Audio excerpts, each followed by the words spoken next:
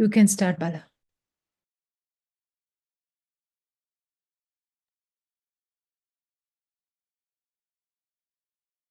Karan. Om.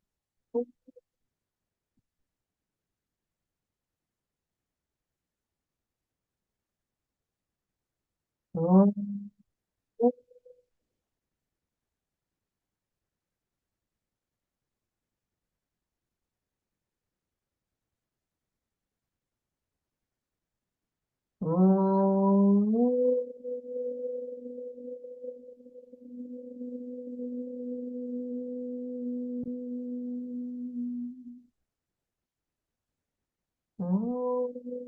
सहना भवतु सहनौ भुनक्तु सह वीर्यं करवावहै तेजस्विनावधीतमस्तु मा विद्विषावहै ॐ शान्ति शान्ति शान्तिः हरिः ओम् श्रीगुरुभ्यो नमः हरिः ओम् ॐ नमो भगवते वासुदेवाय ॐ नमो भगवते वासुदेवाय ॐ नमो भगवते वासुदेवाय जन्माद्यस्य यतोऽन्वयादितरतश्च अर्थेष्वभिघ्नस्वराट् तेने ब्रह्महृदाय आदिकवये मुह्यन्ति यत्सूरयः तेजो वारिमृदां यथा विनिमयो यत्र त्रिसर्गो मृषा धाम्ना स्वेन सदा निरस्तकुहकं सत्यं परं धीमहि सच्चिदानन्दरूपाय विश्वोत्पत्त्यादिहेतवे तापत्रयविनाशाय श्रीकृष्णाय वयं नुमः नारायणं नमस्कृत्य नरं चैव नरोत्तमं देवीं सरस्वतीं व्यासं ततो जयमुदीरयेत्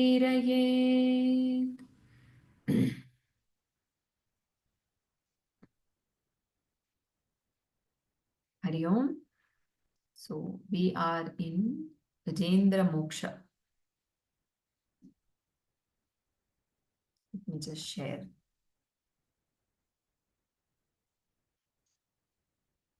You're able to see the screen, right? Yes. Yes, we had stopped here where after calling Narayana, Kilaguru, Bhagavan Namaste by Gajendra, the elephant, Narayana appears. And we saw this, we contemplated on how the crocodile with its mouth open was the first, which was redeemed by Bhagavan, and then the elephant. So there were two things that we were reflecting on the other day. One is where typically the Bhagavatas, they say that, crocodile was holding the feet of a Bhagavata, which is Gajendra. So the one who holds on to the feet of Bhagavata gets the redeem first, Bhagavan loves, he says, no, I am the Bhritya, it is like that, in Tamil we say, right, Vazhai adi Vazhai. So even if we are surrendering if holding on to the feet means surrendering completely to the Bhagavata, to someone who has so much of bhakti, who is living. There are so many for us. We are blessed to be among such, great Mahatmas. So even if we surrender our entire, mano and buddhi at their feet, then Bhagwan, he says, I'm much more dear to them, rather, like that. So this crocodile, that is one way, we when we listen to a lot of Bhagavatam Katha, they say crocodile was holding on to the elephant's feet, so the crocodile gets the redemption first, and then the gajah. That is one thing. And another thing that beautifully Aarti brought out was looking at crocodile as that, this Jagat, the mind, we can say, Maya, we can say, that the entire thing that is projected by our mind, my individual self. So that with its mouth gaping open, so which means that it has no hold on the bhakta who has completely surrendered to Bhagavan. That the Maya cannot, Maya meaning all the mind only, actually, my likes, my dislikes, my ego, my conditionings, my notions, my principles, all related to mind. It is not even my the people around, actually speaking. Okay, it is everything in the mind, and the base for the mind is my individual identity, the basic ignorance of taking this body to me, to be me. So with that that is the base for this entire thing. It has got nothing to do with what we see and what we this realm of this perception. So it is all about that is there within in the mind. So cannot that does not have any hold on someone who has surrendered to Bhagavan. So that is something that we saw. So with infinite love, the Lord accepted the lotus. So we can also take this as, the lotus again. I think in Shivananda Lahari, a beautiful verse. I don't know the verse. I was just reading the meaning when it was, playing. So it beautifully says, Adi Shankaracharya says, oh, people go to the garden, go to the forests and get so many flowers and, so many things to offer at your feet as part of your puja, Shiva. But they don't realize that they don't have to do all these. All this they need to do is to offer this little individual identity to you, this ego, because that is the only thing that we can offer. Everything else is him. Okay, but this one is something that I myself have imagined from somewhere and caught up in that and suffering. Okay, so offer that to at his feet and say, now this there is no individual identity, it's only you. Like Ramakrishna Paramahamsa says, Naham, Naham, Tvam, Tvam. That's a beautiful thing. I'm not there, I'm not there, only you are there. So that is this lotus is, though symbolically it is told, we saw the Gajendra Stuti, right? Such a, what do you say, Gambhira, you say, such a majestic Stuti where he is connecting to that Nirguna, Nirakara, Narayana, right? And he just calls out.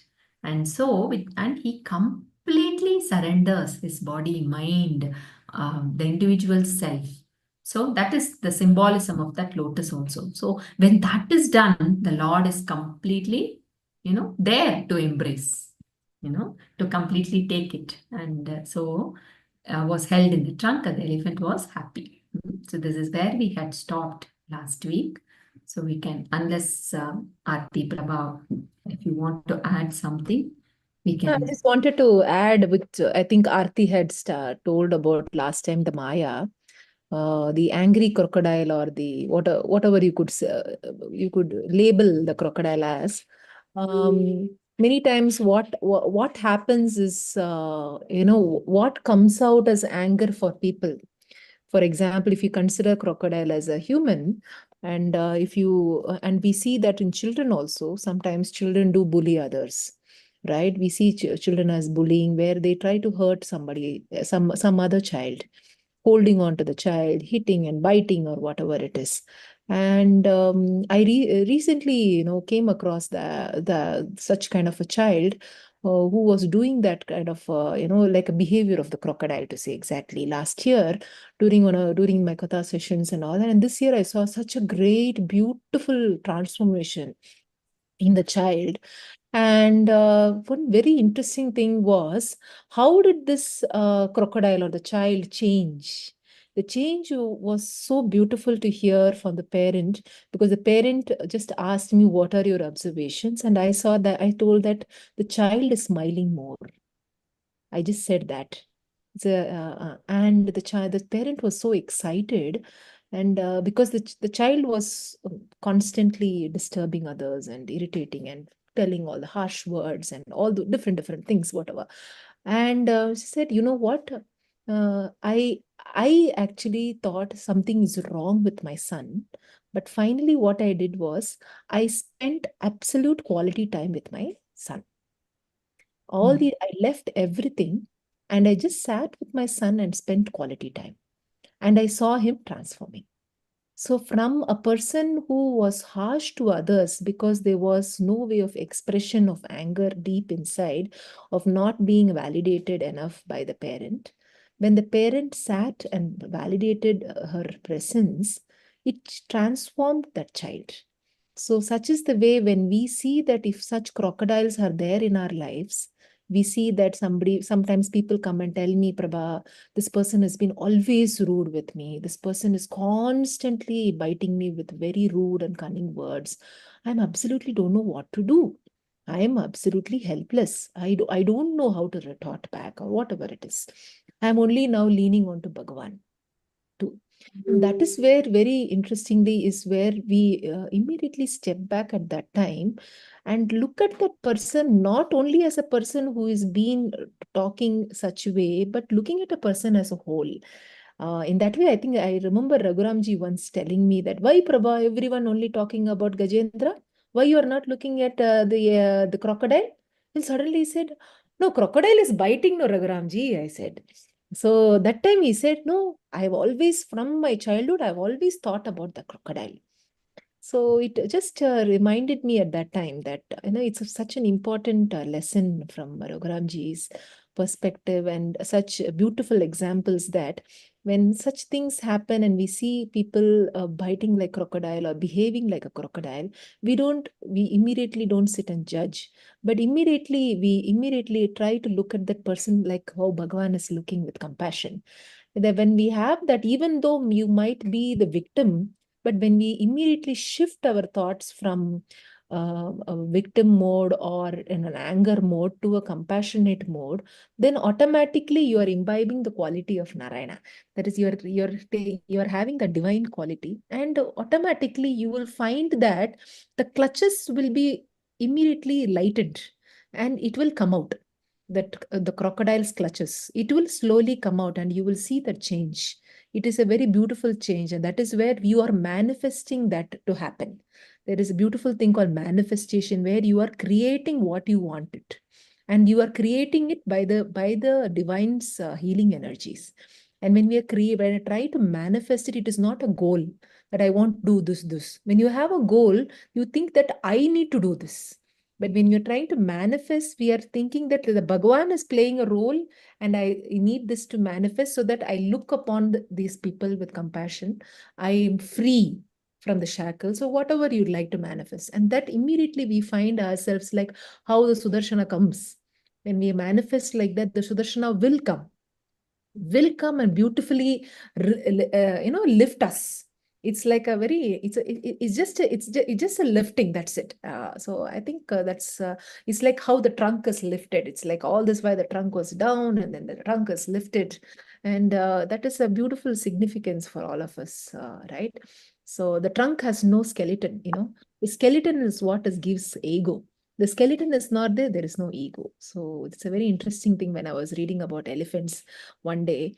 And I thought that, yeah, it's a very interesting thing, because the moment the trunk is lifted, it's like the Bhagavan is, showering us.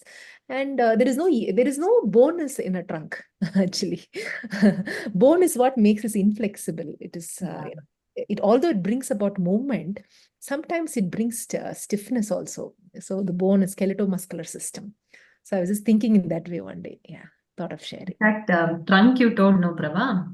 They say, right, in the Ganesha symbolism, we would have heard. So the trunk, it actually brings in that, it symbolizes that skillful, yoga karma sukhaushalam, that walking in the razor's edge, we say, right? Always not falling to the Maya and also holding his.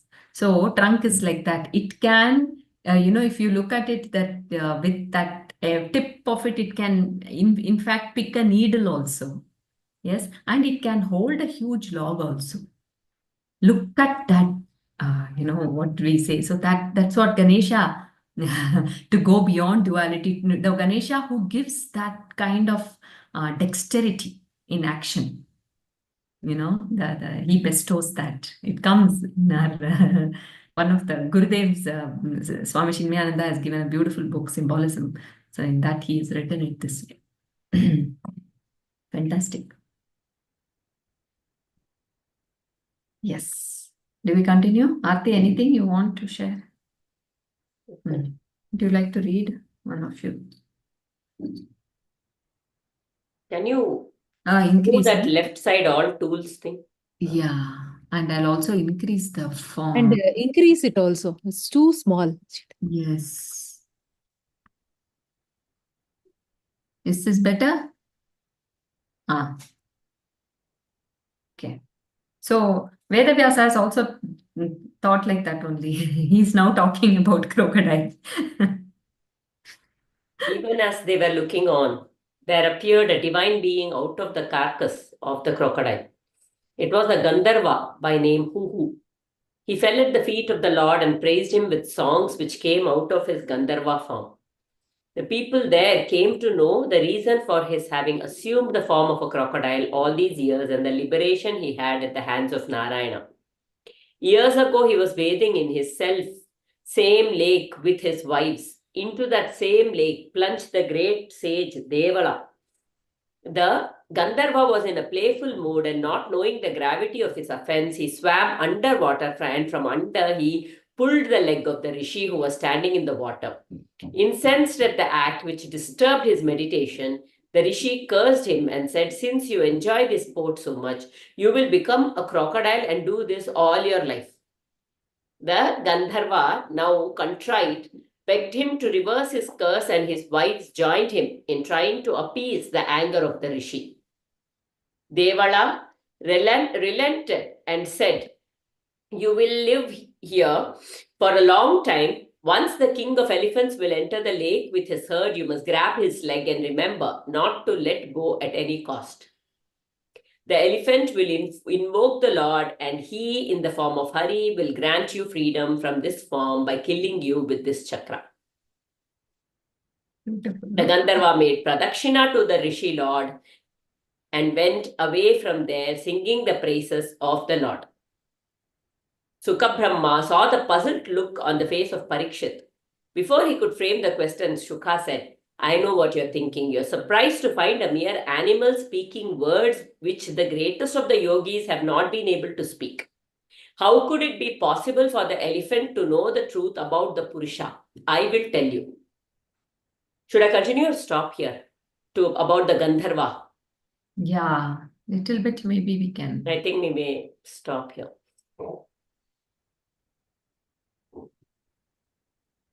See, this is the beauty of our Purana. Like, there is no judgment, there is no hero villain. It is a big picture. Everything comes under the Leela of Bhagavan. Yes, it is that so beautiful to see the orchestration. Everywhere we see the beautiful orchestration. The crocodile and, everyone is benefited. When, that is what they say, right? When it is, in fact, every moment is like that. By reading this, by contemplating on this, we need to come to realization that every moment is like that actually. It is because of his grace, it is his compassion that all are, if we are in this family, we all have some, or if we meet people, there is some kind of a karma, what do you say, redemption.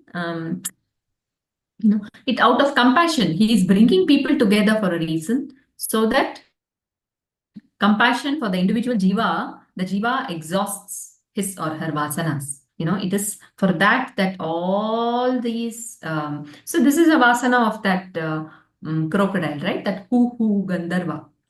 Something he did, so it was given, and Gajendra was caught up in something. Now, just the right time, it comes together and they are redeemed. So it is all a beautiful Ishvara. He says, right, in Bhagavad Gita, Ishvara Sarva, what is that?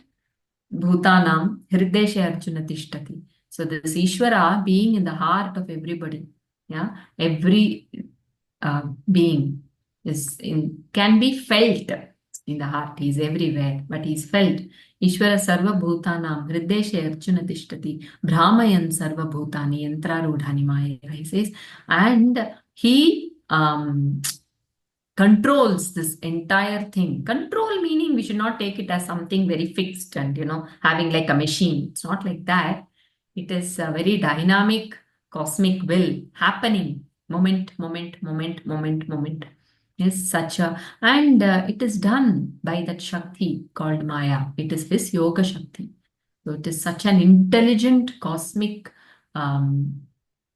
very dense principle, dynamically there, and with compassion, complete compassion. That is what comes out here when we read this. I don't know if it's made sense, if it was clear, but it was too confusing. So a rishi's curse ends up being a boon at the end here. And we also understand everything is, it's just, I read this statement, Purusha is constantly attracting Prakriti towards him. The Purusha is the self within, and the Prakriti is the world encompassed within our own minds. And the Purusha wants that Prakriti to come. So everything is a divine Leela for that Prakriti, our own nature, to become one with the Purusha, the self. So it's like, intertwined. Last Janma something happened, this Janma something happened. So we are constantly being given opportunities to move towards him. That's the role of Prakriti, Prakriti, that verse of Saundarya Lahari, Purusha attracting Prakriti, you say, right?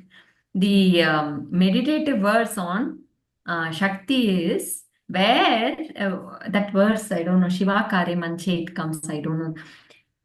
She is in that Mani Dvipa, yes, and she is lying on the bed of Shiva.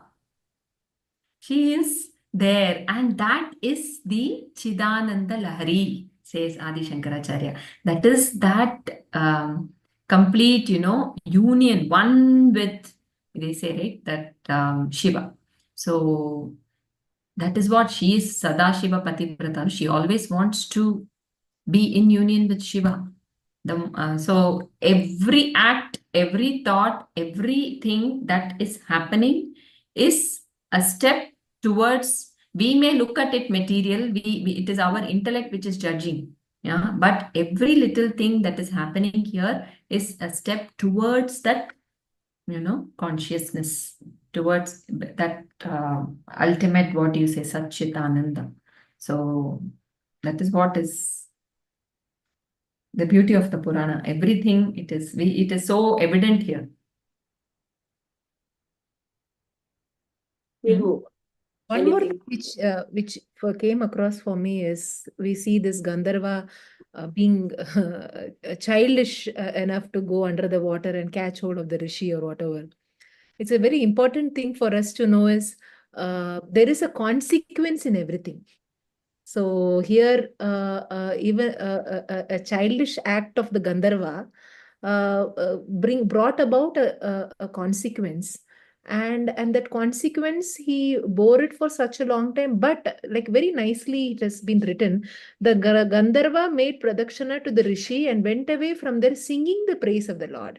So even though the consequence was received by Gandharva, it reminds me of even Parikshit also. When he heard the consequence, he also, got, after what he did, he was not sitting there in that mode of like, why did I do what should I should not have done. It was not that. It was taken in such a accepting mode, and in a very, I would say, in a very matured way, where it was an accepted that yes, this action was not to be done, and I did it out of my knowledge or not knowledge. No, there is a nice shloka also, right? That I have I have chanted this shloka. I might have done mistake without my knowledge or with my knowledge. Please pardon me, O Devi, O Divine Mother, like that. So here, the Gandharva, although not knowing that it was a wrong thing to do, he did it out of his own, losing himself. He was just did. But after receiving the verdict from the rishi that you will be here as a crocodile and you're bearing the consequence, the verdict received by the Gandharva is something which is very inspiring for all of us. So which it is really, that is, it is in prasada. He has made it like a prasada from the Lord that, yeah, okay, I am receiving this consequence and I will wait eagerly for that day when I am relieved. So that is something which is very important for all of us. I thought to kind of understand that this from this sentence. Just thought of sharing. Everything, no? All the characters we've seen, Prakparikshi, Jaya Vijaya, right? They immediately repent and they fall, surrender and accept what is being given. And they patiently wait for, will he live here for a long time? This also we need to, take. We all have come. We all have this, whatever, body and all that. Yes, so we are being continuously pulled by that, Sachitanand, by Bhagavan towards him. But we need to endure. This is there. You will live here for a long time. Whatever is being, take it with acceptance and endure it. Complete endurance comes with surrender. And again, this next sentence, no, Bala, the Rishi tells, you must grab his leg and remember not to let go at any cost. So direction has been given by the Rishi. So this is also a very interesting thing, actually. It just struck me so fantastic, actually, that sometimes we think in life, things happen in our life. Why did it happen? It shouldn't have happened. This person shouldn't have done like this. Why did this person do all these things we say? But everything is so divinely choreographed. And Raghuramji always used to say that if that has happened, then it is for something, a spiritual unfoldment is in due.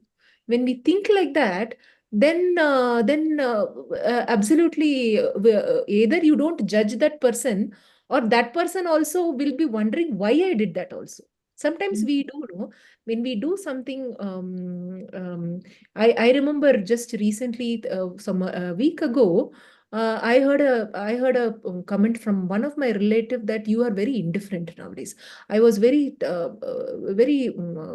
hurt with the way you have been indifferent, and it came out as a shock to me, because thinking that, oh, is that so? First I was first shocked, but then I understood, okay, maybe something at that time, I don't know what made me indifferent. Also, it has made me indifferent. So instead of being hard on myself, I accept it. Like Raghuramji says, you have understood it, take a U-turn. So each time I remember that U-turn thing, and I thought that, okay, I'll take a U-turn and try to understand, and try to go and settle that with that person and apologize. So sometimes we also, people, I see that I see people in guilt. A lot of people in guilt. Prabha, I did this, Prabha, I did that. So much of guilt. So this crocodile is not at guilt at all. So the crocodile is being divinely choreographed that you hold on to the leg of the this thing. So, or sometimes we might have done such and such a thing to some person or to some situation. We have not taken action or this thing. Maybe it was required for because of some divine choreography. At that time, when we think like that there is no guilt, there is no anger, there is no revenge. Everything we think that it is a beautiful divine, choreography. Who's the director? That's all. We are all actors here. That's it. Yeah. So every single entity that is around us is acting according to the supreme choreographer. Okay. He is the only, very, very nice word, choreography, right? Like, or the director of the movie, you can call whatever, right? He is the only choreographer. Everybody is acting according to their swadharma or swarupa in whatever way, because of whatever asanas are there. So if even when you said that word indifferent, you have acted indifferent to me, I can get into a guilt mood. But if I have not consciously done that, maybe the other person at that point had some expectation and didn't get that from me. And out of compassion, we can at this moment, instead of going back and see, did I do, did I not do, should I, what, just move on and do. Maybe that person has a need and move on. But the thing is, but whether this person has to give or that person is in a place of receiving it is all being choreographed. Only when that person is ready to receive whatever this person is giving also will it be received. So basically what I'm trying to say is there is a choreography, and if we for ourselves understand that every single person around us is acting according to a divine choreography, then we have no complaints. Then we have no, what would I say? There's no need for guilt or regret. Every single thing that is happening is a divine choreography. Yeah. Every emotion that is coming up is also a divine choreography. Just accept it. Now I am feeling all these things. Oh, I am feeling. Why am I feeling? Is this wrong feeling? I should not feel these things. No, that is so. That is also Prakriti Mata. That is Shakti. The emotion, divinize it as Shakti. And what is Mata's role? To turn me to Purusha. To turn me to the divine. So emotion came, turn to the divine. It is Shakti Mata. I remember Shakti Mata is reminding me, turn to the divine. Thought came, desire came, turn to the divine. That's all. Everything is a Leela then.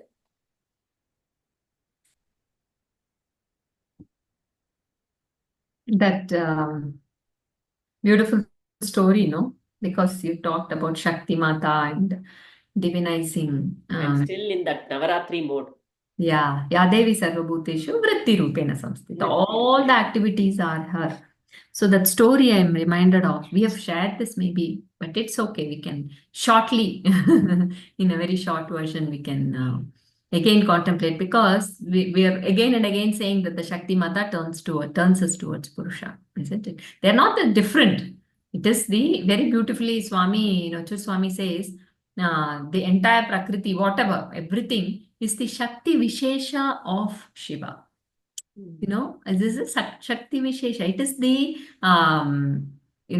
different powers of one Purusha. So the story goes like a little boy is playing in the mud for a very long time. Okay, so the boy is playing and he is nicely enjoying in that. And after some time, the mud is all over his body, and then he starts feeling itchy everywhere. And then he remembers, he thinks, oh, let me go home back. Now let me go home. So he gets up and comes back home, and on the way he says, oh my God, I did not tell my parents that I'm coming out. I just ran away. And I came and I am, playing. I've been playing here for such a long time. I don't know. No, dad is going to be very angry with me. All these thoughts are there for him. And he goes there and stands in the entrance, and the father is right there sitting.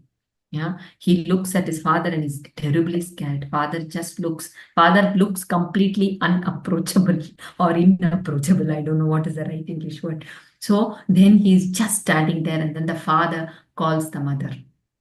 Look how your son has come back home. And the mother comes running to the son and pulls him, carries him, and goes to the bathroom and, starts cleaning him. And initially, because, the mother had pulled and all that, the son is also very upset, and he's crying and he's shouting and he's saying, don't do this, don't. And she's scrubbing his body, because it's so muddy. Yes, and it is little bit, paining for that little boy. So the boy is also shouting and saying, this is paining, that is paining, you're doing this, all those, between the mother and the little son, what can happen. And then after some time, now the body is clean. Now nice warm water she's pouring on him, and he's feeling very, calm and soothing. And then he looks at his mother and he starts crying. He says, "Oh, Amma, I'm very sorry. I did not tell that I'm going out. I totally forgot you when I was playing and all that." Then the mother just hugs and says, "It's okay, it's okay." And she nicely, dries him, and then combs his hair, puts good clothes, clean clothes, and all tilak, everything, and makes him ready, and then takes him closer to the father. And then still the son is behind the mother only. The son knows compassion, kindness only through the mother. Yeah. The source is father. Yeah. So this mother is standing there, and she says, "Go now, go. Don't be scared. There is no fear. Go." And the father just takes him to his lap and embraces him. So this beautiful story is the Jiva Yatra. Yes, we all forgot our source. We have forgotten our source. Yes, from where this mind sprang up, whatever. That ultimate source is completely forgotten. We are caught up in this physical world, in the mental realm. And we are living, that is completely dictated by my ego. That is that. Initially, it is all very nice. Many times, we say, yeah, when the life is giving us a lot of good things, bhoga, we are nicely enjoying. Yeah. Only when little scratches start coming like itchy, then we realize we turn to something, to turn to our source actually, even without us knowing it. Yeah. So the boy running back home. Yes. We all run back home, right? It is actually that love which pulls someone back home. What is it that brings that thought in the boy that, I have to go back home? That will take me away from this itch, right? So we all have that knowledge within. We all have that because that is our home. We all want to get back home. Yes, that is there. And we go and we first face only mother. It is the divine mother, okay, who actually shows us where we are first. Yes, she says, "This is what you are," shows us, and then she starts cleaning by giving different experiences. But she is there right in front of us. So that compassion is always there. When we surrender to Divine Mother, even though life presents us with lot of challenges, lot of difficulties, she's right there. We don't see it as difficulty and challenge. We are at the feet of the mother, and the mother is cleaning us. Right? When that is there, we don't, it is, they say, right, there is so much pleasure and pain. So we actually start, then slowly once the cleansing is done, we get ready, and mother takes us to that Purusha, to our home where, the mind subsides. So that is what is a beautiful story. We'll move on.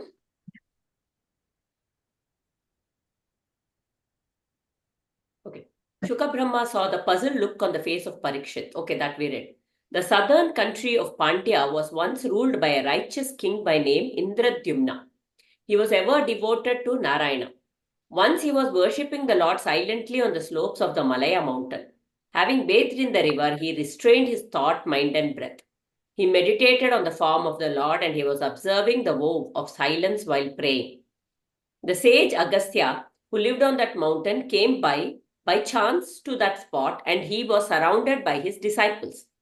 The king, lost as he was to the world around him, did not see the rishi and so did not worship him in the manner which is customary. A Brahmin and that a rishi had come with his disciples, and the king had apparently ignored him. Agastya, incensed at this apparent misconduct, said, "Since he is standing thus like a personification of tamas, the king will be born as an elephant, which is a symbol of nothing but tamas." After cursing him, the rishi went away. As for that great king Indradyumna, he was not in the least angry with the rishi for the curse. He took it as the command of the Lord, and he undertook the curse visited on him with humility. He became an elephant and wandered in the forests of the Trikuta mountain. But there was one remarkable thing about his life as an animal. Since his mind and his thoughts had been steeped in bhakti for the Lord, he remembered his previous birth. And so, when he was in trouble, he could pray to the Lord in words which a mere animal could not have known. Indradyumna was now released from his curse, and he had also obtained liberation from the bondage called samsara. When the Lord touched him, he changed his form. He now became one of the attendants of the Lord Narayana. He attained what is known as the Sarupa of Narayana. He was placed along with Narayana on the Garuda and soon was lost to the world of men. Garuda soared into the sky, and soon he vanished from the sight of everyone on the banks of the lake in the garden by name Rituman on the mountain Trikuta. So, anything, just some thoughts. So, initially, when he is just standing and doing a meditation, and this Agastya will come with his disciples, and he will think this man has not greeted. It sounds like there is arrogance, right? In even in a rishi as like Agastya Muni, right? Just because he didn't greet him, he has now cursed him. But even that, see, it's not true, right? They understand where the state of that person. But he must have had some very little pending karma, which he had to expel. And hence, these munis, they curse them. So now as an elephant, there is not much karma that he can accumulate. And he can only, what do you say? Exhaust. Live out that karma as his prarabdha karma. And then the next step is all just divinity. It cannot be that someone like Agastya Muni does not understand the depth of somebody's tapas. So even a curse is given out of compassion, out of understanding, and out of deep wisdom. In fact, jnanis, they say, right, it's not about, they are a very transparent instrument of the divine. There is absolute no blockage of the ego. There is no individual self. So it is spontaneity that flows. They say it is a beautiful thing, spontaneity that flows. So at that moment, it's a pure divine will that is flown through. So it can only be compassion and not anything else. They are just an instrument at that point in time, steering things in a certain way. Right? And again, one beautiful word, here it is written, Indradyumna, he attained what is known as Sarupa of Narayana. Now there are some 5. Sarupa, Samipya, Sayujya, Salokya, and one more, no? Or 4? 4 only. Okay. Salokya. Right.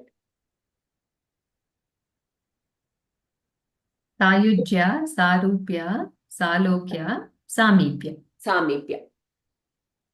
So this is when one goes to Vaikuntha, Salokya, living with, if you look at that Goloka, you will see some of those, everybody is there along with Krishna.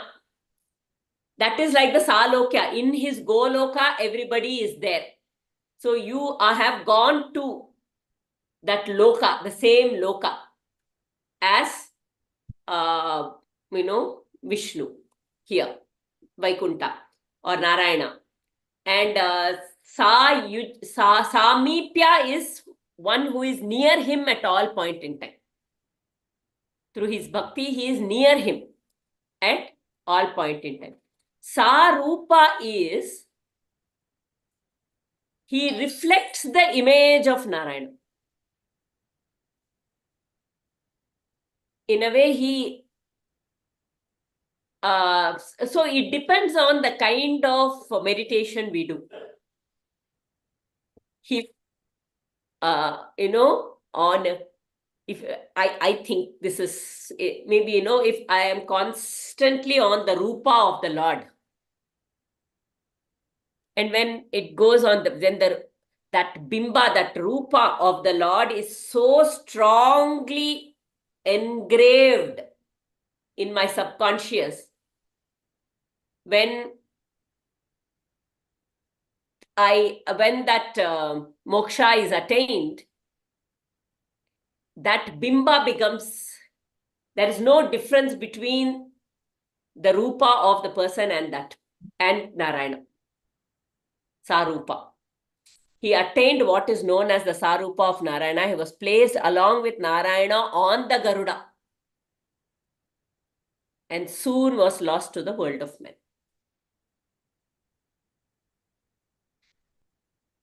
We can look at this a little more in detail. Would you be able to explain, Bala? Sarupa, Salokya, Samipya is nearby, and Sayujya. One with the Lord, no? One with the Lord, totally. They say that Jyoti for Shishupala and all, right? It just merges in him. That is a Puranic way of looking at Mukti. In Vedanta, everything is... Yeah. Yeah. In Vedanta, it is just No, the Ramana highest consciousness and becoming one. Yeah. Ramana Bhagwan's Ulladu Narpadu, the last. So in Vedanta, it is formless, right? There is no loka.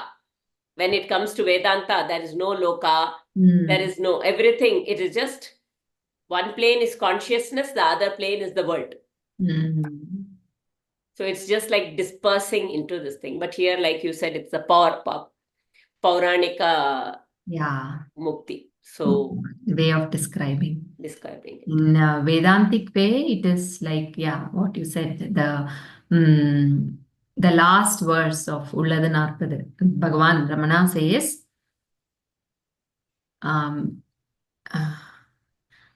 so he says, this four mukti, whatever is there, all these, those who are contemplating on that, talking on that, discussing about that, know if you turn the attention from all these to who is contemplating on that, who is discussing on that. That is Sayujya.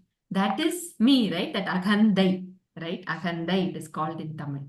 Ahankara. Or Aham Bhava, we can say, right?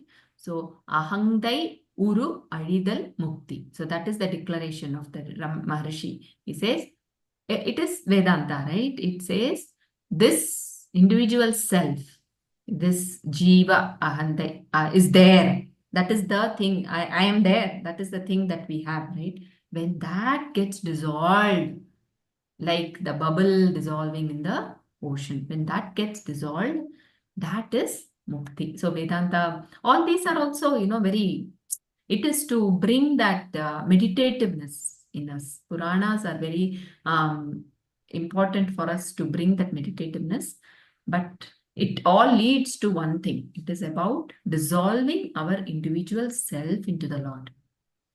It just dissolves. We can't do anything. He takes him. We have heard of one person who keeps talking about how Vaikuntha is money, describing the Vaikuntha. So, he keeps getting these dreams of how Narayana is there, and that is Vaikuntha. Somehow in his heart, he knows. So, that is like that Salokya, that thing. And there is another story of Namadeva. It's Ramakrishna Paramahamsa, Ramakrishna, his devotee, saw Ramakrishna everywhere. Even the world looked like Ramakrishna to him because his bhakti to Ramakrishna was so high, his rupa was so strong in his heart that even the whole world to him, everywhere, whatever, everything that he saw, everywhere that he saw only Ramakrishna. He saw that rupa. Yeah. This is a Because for him, Bhava he was a Mandala. bimba of the consciousness. For him, he was the portal to that Supreme. That rupa was the portal to the Supreme. That's a Bhava Mandala. Bhakti, they say the Bhava is something very precious, right? That Bhava Mandala, that's a portal that takes us to. It is very important. Meera, for Meera, everything was Krishna. Prahlada, all Vishnu, right? No other. He sees that friend who Aarti was saying, he has seen in his bhava Vaikunta, Kailasha, Yeah. Parvati coming and take. It's a very interesting thing, you know. He's His such description a of everything is yeah, and he is such an ardent lover of Vithala. You know, the way he shared one, it is very interesting. So I would like to share that quickly. He says, it seems Parvati was holding him and taking him. Okay, somewhere. The mother asks him, "You come with me." So she is taking him somewhere, and both of them are walking, talking, and they are walking together. And after some time, that he was describing so many steps, and she took him to the steps, and it was like that snow-clad mountain.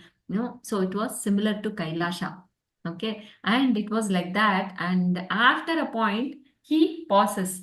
Now there is a voice that he hears in his bhava only. That now I will show you Kailasha. Okay, would you like to come with me? That's a question. All this time she was only taking, but now there was a question. Okay, there was an option for him to turn somewhere else. Okay, and that was the point, a junction point. So he says, no, no, no, no, no, Panduranga, I will go there. Okay, so he turns. This is the bhava of the bhakta. For him, that Panduranga thing, like just like how Ramakrishna, holding on to one.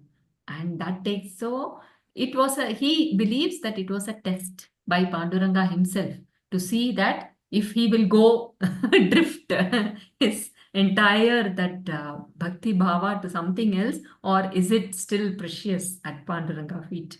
So, but he won that test. He has passed that test, is what he was sharing. So it's very beautiful to listen to the bhavas of bhaktas. We should not put our head and all. It is very beautiful to just listen and revel in that. It's fantastic. That's when we feel, oh, yo, we don't have all this bhakti, So where they are, when will we also get that?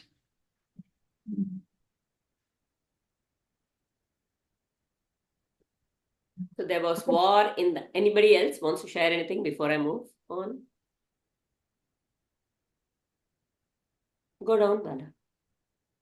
So it's the next one, Amrita Mantra. ಇಲ್ಲ ಮೇಲೆ ಇಲ್ಲ ಅದು ಮುಗಿಸಿಲ್ಲ. ಹೌದಾ? Oh, sorry. No, it's done. Oh yeah, this is done. That was a beautiful thing, no? Gajendra. Garuda soared into the sky and soon he vanished from the sight of everyone on the banks of the lake in the garden by name Rituman on the mountain Trikuta. All these may have some. Yeah. Rituman, Trikuta. I don't know, must be.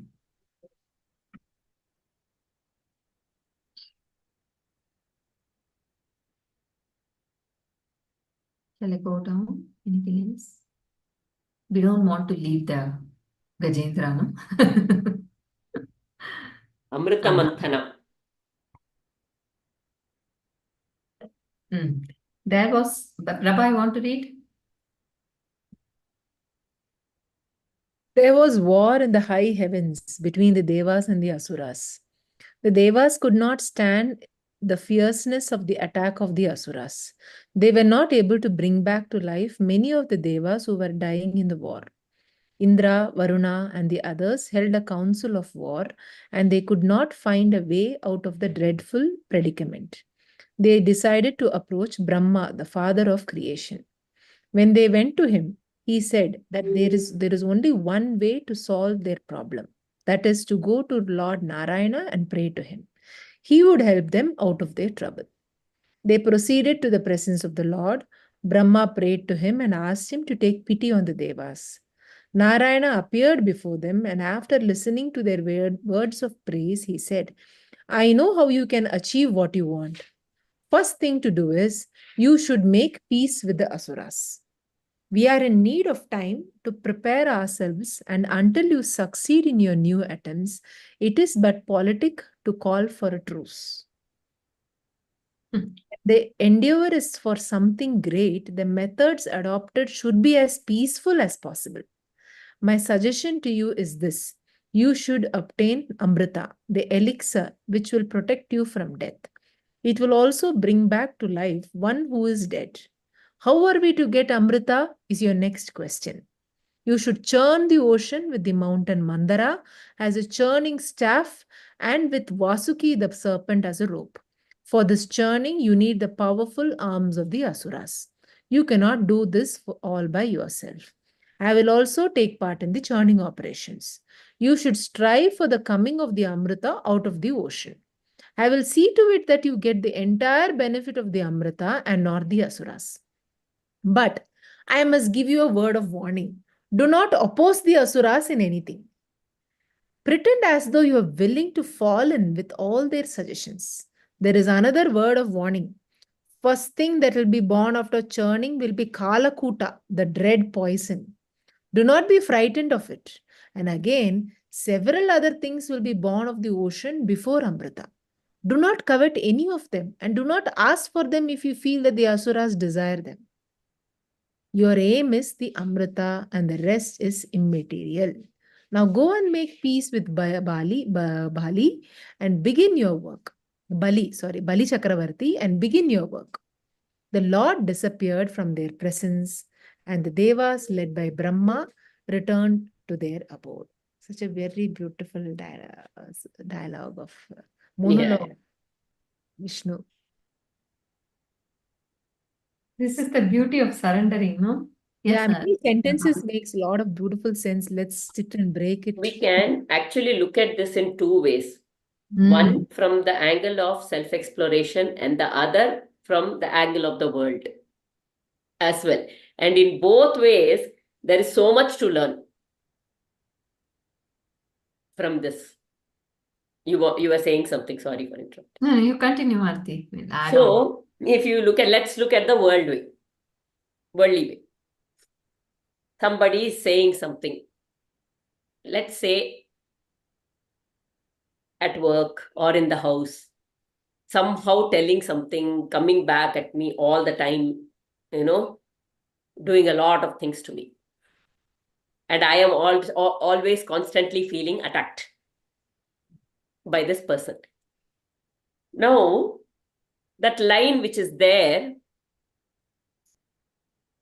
can we go down? So at that time, This one, no? The Devas could not stand the fierceness. so they proceeded to the presence of the Lord. I know you can achieve what you want. The first thing to do is you should make peace with the Asuras. Okay. Now stop looking at this person as just make peace in the sense, go with the flow. Right, wrong, whatever, they make peace with that person. Whatever is happening. You don't get rattled by it. You just go ahead and be with the person as much as you can, as peacefully as you can. We are in need of time to prepare ourselves, and until you succeed in your new attempts. See, sometimes we don't have clarity how to deal with the person. Whether it is at work, whether I am at home, I need to, now I know that I'm in a situation where this person is there in my life. I cannot run away from this person. So what do I do? Certain methods are not okay for me. I go in a peaceful way until I find clarity. And then when I find that then when the clarity comes, because initially we are in a confused mode, we don't know what to do, how to handle this situation. When the clarity comes, now I have a clarity, so I will want my way and the other person will want their way. Okay, I still don't know how much clarity I have. So, I mean, when I have the clarity, I want my way like that Mandara mountain. Okay, I will go my way, the other person will want it their way. Typically, my need versus their need, whatever, that kind of a churning keeps happening, and that is all of these things going on. At that time also, I learned to turn to Narayana and seek his help. And when that happens, he says, you cannot do this all by yourself. No, remember, somewhere you know that that is probably not the right way to go, but to do what your way also, it's not going to happen all by yourself. Don't think you can do it all by yourself. I will also take part in the churning operation. So you must include me. You surrender to me. You take my help, and you should strive for the coming of Amrita. In that difficult situation, you continue as you are going. I mean, if anybody wants to add this, just coming up to me right now. Okay. And in that difficult situation, you do not forget your aim. See, what is the Devas? For the Devas, the highest position is Lord Narayana. They know that surrender to the Narayana. But in the meanwhile, something is coming in between to stop them from going that way. So you keep going towards that highest thing, which is the Amrita.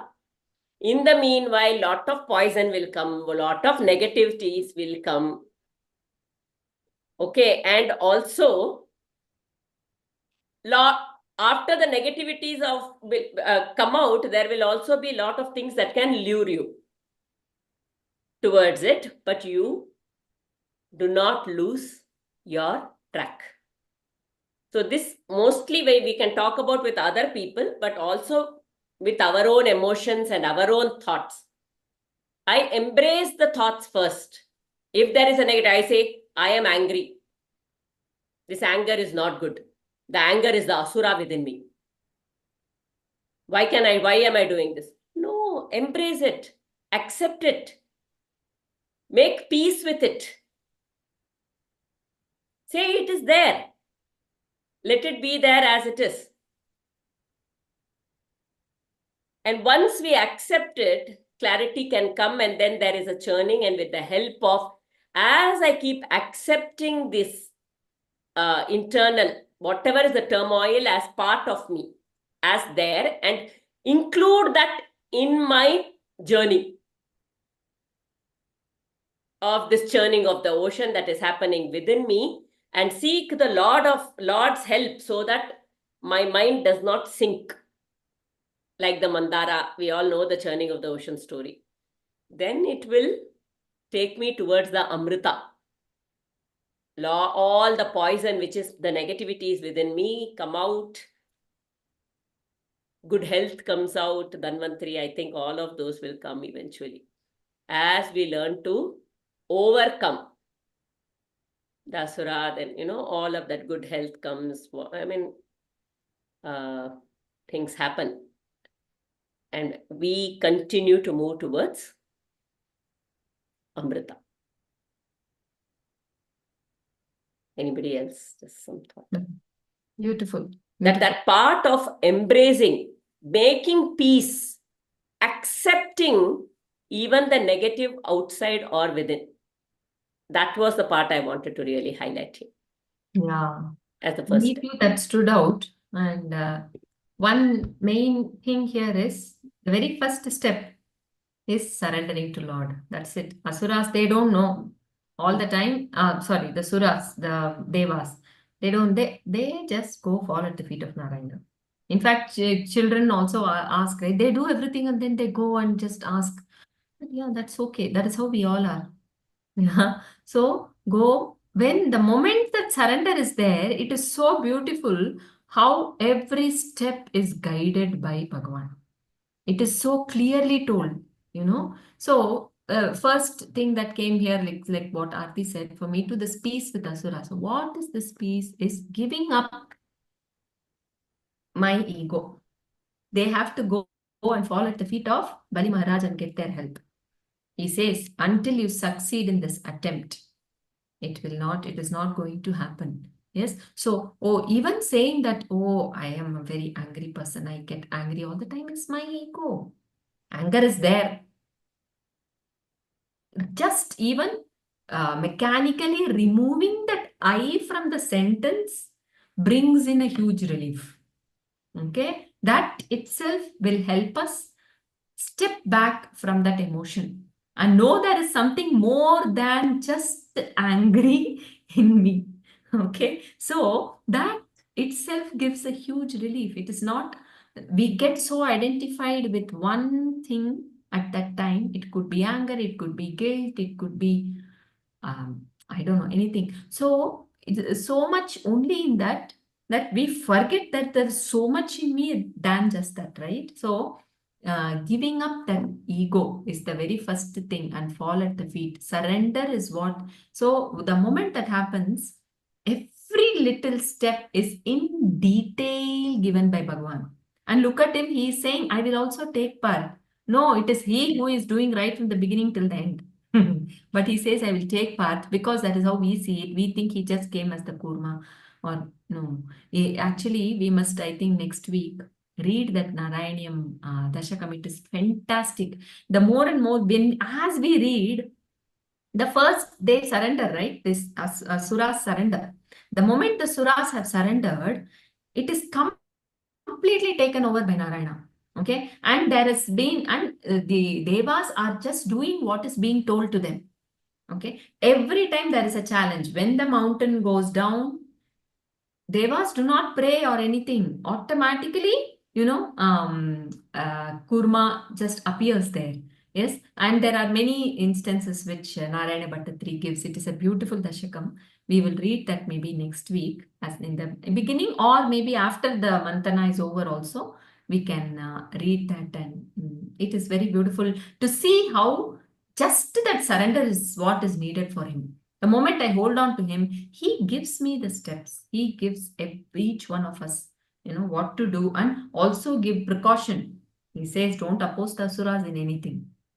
Pretend as though you are willing. So every little detail is given by Bhagavan to him. So that's what it is. So surrender means give up that I know something. Give up, I want this to be like this. That is surrender. We are not asking, I want this. Surrender is give up whatever is coming in the mind, completely put it at his feet. Automatically, everything is I heard this statement from Sadhguru recently in one of the reels, I think. So he says, you only, everything you do, you can do. Just to remove this, what about me, from that whole equation. Or from all the actions that you do. Remove that, what about me?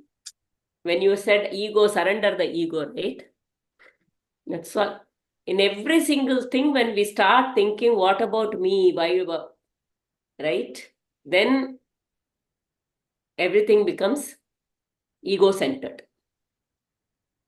If that is removed,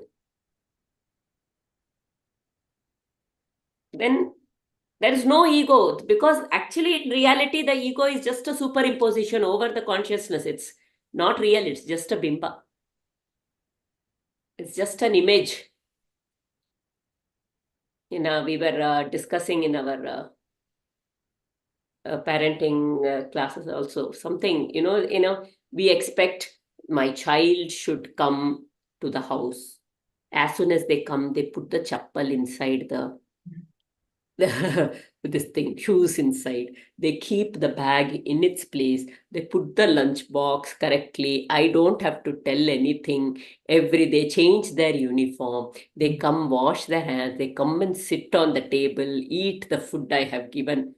What is this? Such a perfect image that is there in my mind. But So what am I dealing with? I am living in my own image of how I want, but it doesn't happen that way. And there is a conflict between this image and the reality, and hence the suffering, the scolding. How many times should I keep remembering? That is like saying, what about me? So here, the me is this image. My image is not met. Right? It's a bimba. It is a superimposition on the reality.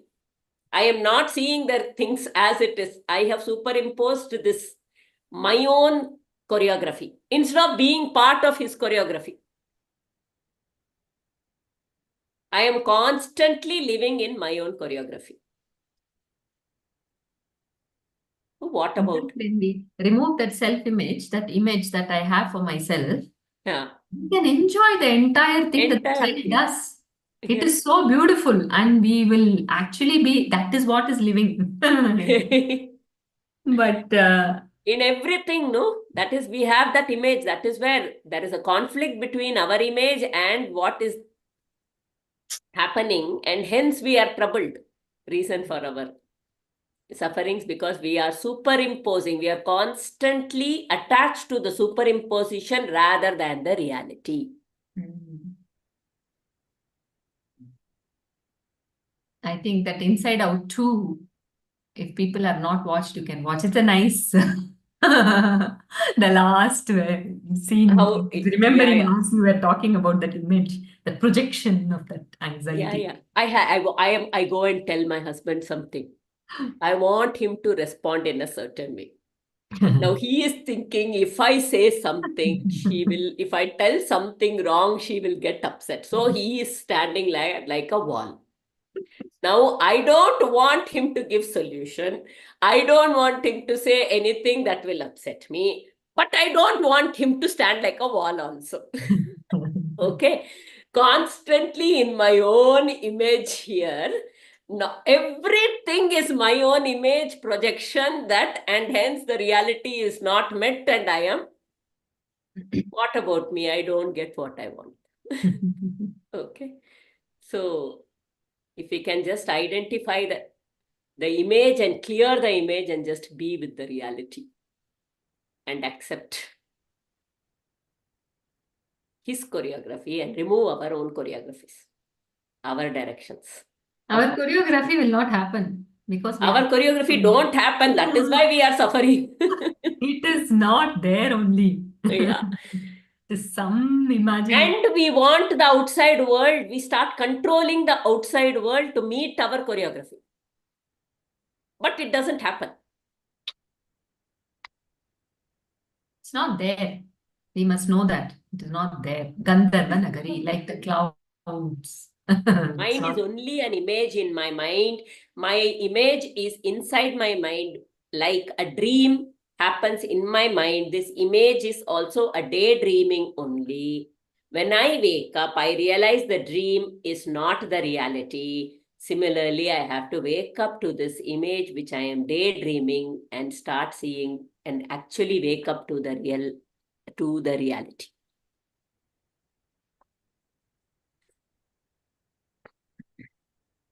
I think it's a very interesting topic, but I think time is over. We'll again. We will revisit this again in the next class. Yes, Divya. Yes, Divya. You want to unmute and say something? Hear me? Am I audible? Very, very, very feeble. Okay, you mean you just said now we have to say this affirmation to our. Can't hear anything, Divya. Extremely feeble. Maybe you ask in the group, Divya, if you're able to hear us. Or if you can hold this till next week. Yeah, I think we'll hold. I have to go right now. So No, even I can't hear. You are able to hear all of us, right? Yeah.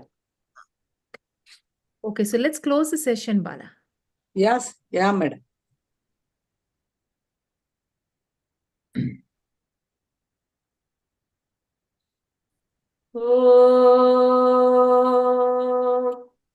Asato ma sadgamaya तमसो मा ज्योतिर्गमय मृत्योर्मा अमृतं गमय सर्वे भवन्तु सुखिनः सर्वे सन्तु निरामयाः सर्वे भद्राणि पश्यन्तु मा कश्चित् दुःखभाग् भवेत् ॐ शान्ति शान्ति शान्तिः हरिः ॐ श्रीगुरुभ्यो नमः हरिः ॐ